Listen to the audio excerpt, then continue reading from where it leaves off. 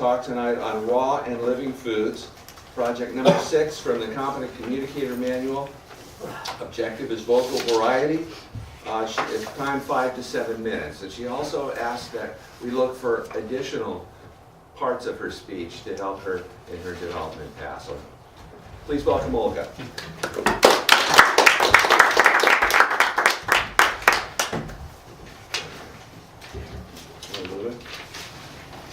Andy, before you start timing, I have a request for everyone here. All right, so my request is, I feel pretty comfortable with the content of my speeches, and what I would like more feedback on is eye contact, vocal variety.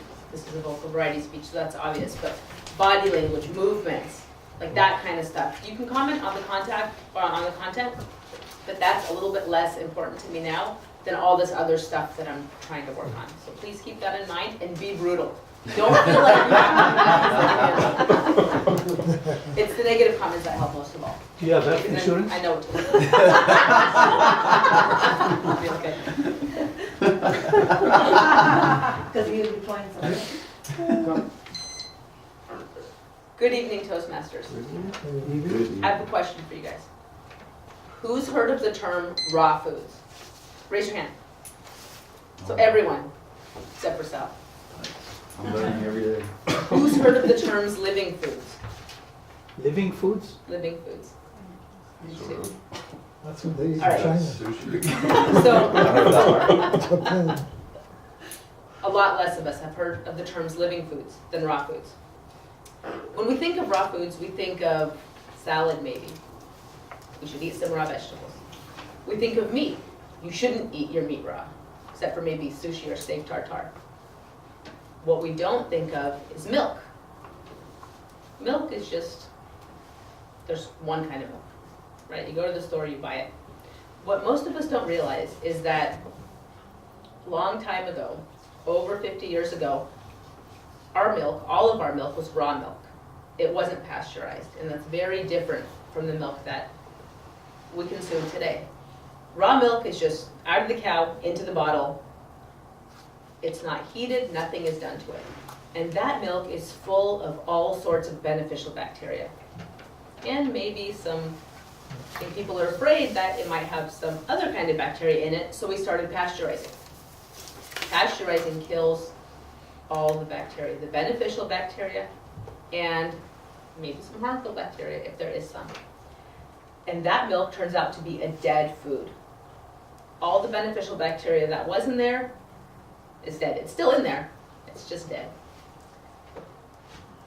Now milk is also a living food.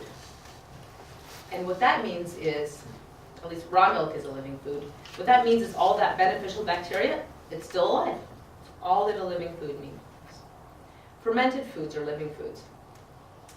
Now raw milk, when you consume it, it colonizes your gut with all of these beneficial bacteria.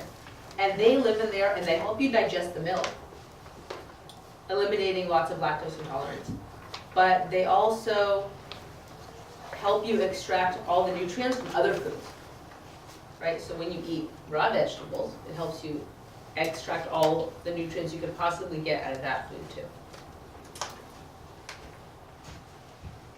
The other benefit to living foods, or raw milk specifically, is that you can make all sorts of great sour milk products out of it. And we used to have some here in the US. I don't know if anybody's ever tried clabber milk. No one? In every country of the world, there's some kind of sour milk product. In Russia, it's kefir. In India, it's lassi. In other countries, there's other kinds of sour milk products, but there's definitely something in every country.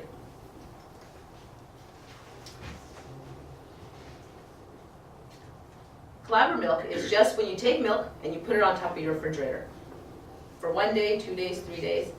And you might say, oh my God, that milk has just gone bad. Now I have to throw it away. I just bought a new milk and I have to pour it down the drain, right? And what we don't realize is that's what happens with pasteurized milk. You leave it out and it just goes bad. You drink it and you get sick. But raw milk, it turns into kind of a drinkable yogurt. and all those living bacteria in there. Because it's on top of the cupboard, they multiply, and they multiply, and they multiply, and they multiply. And you get yogurt. It's very different from the yogurt in the store today. The yogurt in the store today, it's dead. It's pasteurized milk, and then they added 1, 2, maybe 5 kinds of bacteria. The Clabber milk has hundreds of different kinds of bacteria. Now, I've been talking about raw milk, and that's not the only kind of living food in existence. Lots of societies have fermented vegetables.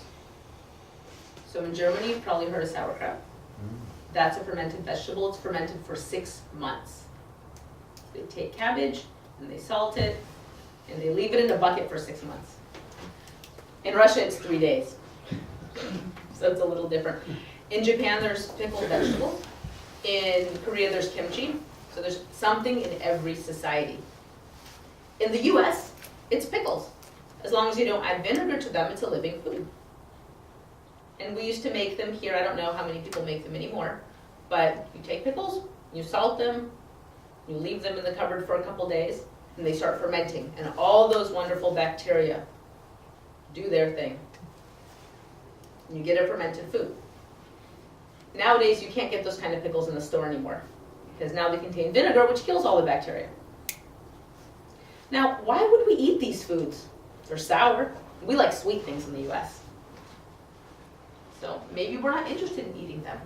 But what we don't realize is that all of these beneficial bacteria protect us from disease.